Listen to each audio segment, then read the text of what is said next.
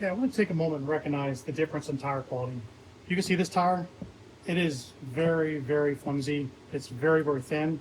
If you look at the wall, I mean, that's really it.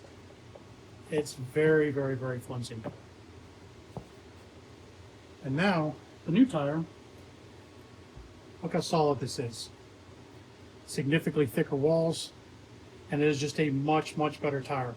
This is why it's so important. I think this is probably one of the first modifications anyone should be doing on these bikes, because this tire is just a much, much better quality tire.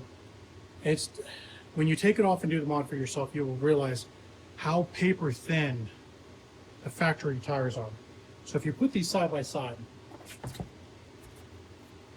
and look, I can take one finger and I push down and it sticks. Where this one here, it rebounds right back. It's almost like difference between a motorcycle tire and, I don't know, a balloon.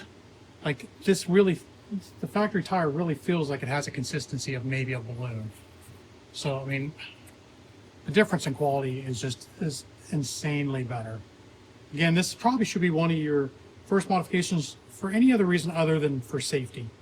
I noticed with these tires, when I even did my original brake test, almost a year ago now, the bike did not want to stop. Like, you could feel that the tires were not gripping the pavement the way I would expect.